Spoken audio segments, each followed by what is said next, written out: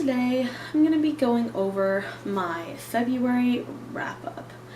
So, I read a total of 5 books in February, 1 audiobook. I started another one, but I didn't finish it until the beginning of March, so I have to count it for March. But read 1 audiobook, 2 graphic novels, and 2 YA contemporaries. So, not bad, but not as good as I hoped I would do. But the audiobook that I read in the month of February was City of Bones by Cassandra Clare. Now, I have read The Immortal Instruments the whole way through physically, but I wanted to revisit that so I could start the other series that she has, the Infernal Devices and Lady Midnight series and all that stuff. And I was highly disappointed by the audiobook. The narrator just didn't work for me. It was the actress Mae Whitman, and I like her, but I didn't like her as an audiobook narrator. So, unfortunately, it was not a good experience. I had such a hard time,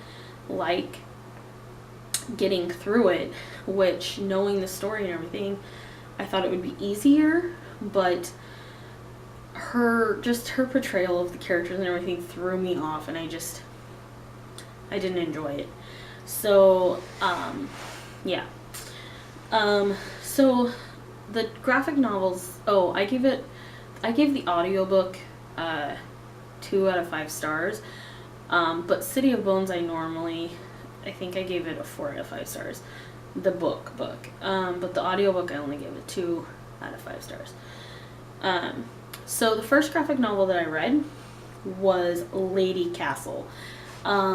This has a couple of authors, so I'm not gonna go into who all they are, because some of them I can't pronounce. But it's called Lady Castle, and it has such an interesting idea behind it that I just found fascinating. And if you're looking for a good graphic novel with strong female characters, I highly recommend this one. So it follows our main characters, who are all women, and they are in this kingdom where their king and the men don't really value them. They're not supposed to be spoken, or they're not supposed to speak unless they're spoken to. They are kind of used for their skills and not appreciated. And so, it's kind of a very sexist kingdom.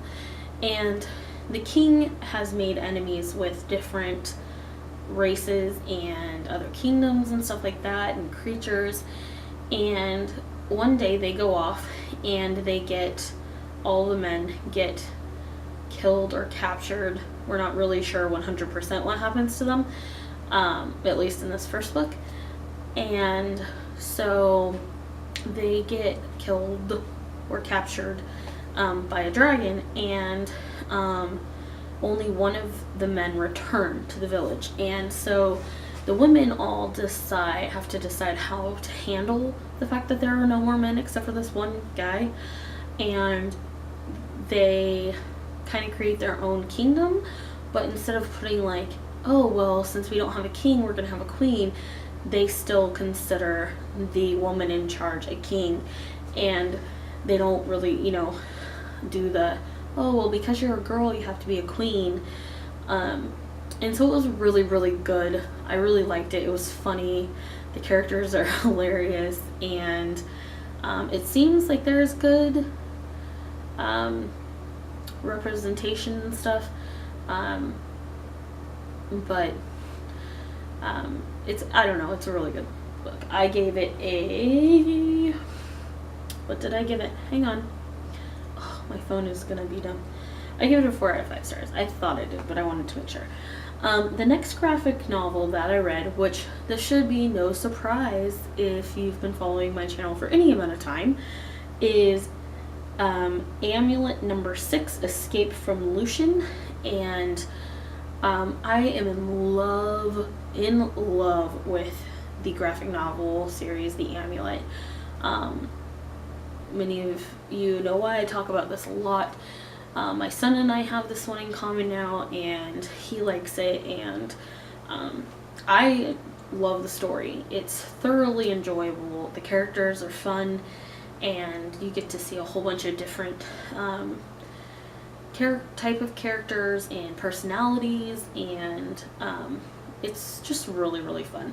Can't really go into what it's about because it's a 6th one and I don't want to spoil the first one for you. So I highly recommend it. Check it out. It's by Kazu Kibuishi, I think is how you say the last name. I always get the last name wrong. I always pronounce it different in every video. So go check it out. I give it 5 out of 5 stars. The first YA contemporary book I read in February was Love and Other Train Wrecks by Leah Konen. This book follows a girl, I can't remember her name right now. Wow, that's bad. A girl who is on a train heading towards her dad's commitment ceremony to basically a woman he left her mom for. And the reason it's not a wedding is because he's still technically married to her mom.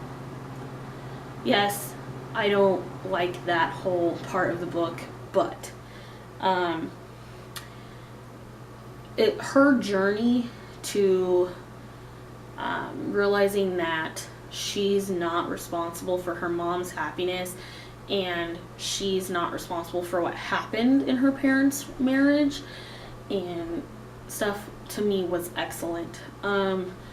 You see her grow, and you see her understand and come to realize that everything is not her fault, even though she feels like it is, and she's just a 16, 17-year-old kid, and she is not responsible for her mom's happiness, and she's not responsible for her dad's actions. And she meets this guy along the way, and there's a big twist that I should have seen coming because it was YA that I didn't see coming, because I was interested in their journey and their ride, and they go through a whole bunch of weird stuff to try to get to their destination, which is in the same town. I really, really liked it. I gave it a 4 out of 5 stars. It was good. I think you should check it out if you like light, fluffy, but the kind of strangers meeting and falling in love in a few hours, which sometimes I like and sometimes I don't. This story to me worked well. Doesn't mean it'll work for you, but it worked for me. So I liked that.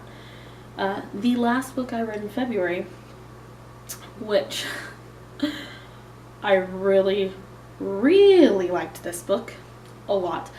And I finished it, okay, technically I finished it in March, but it was March 1st at 12 o'clock in the morning. So I'm going to count it for February. Was Here We Are Now by Jasmine Wargag? Anyway, this is a story about a girl who, it's just been her and her mom won't talk about her dad. And she finds a box that her mom has kept where she thinks that her father could be a famous musician. And she reaches out to him, and it's about when he reaches back and what happens. And this story, to me, was such a good story. You see her growth, and you see his growth and her mom's, and you see these relationships build, but yet how hard of a struggle it is for them to build. There's broken trust, there's the fact that they're strangers, so it's awkward.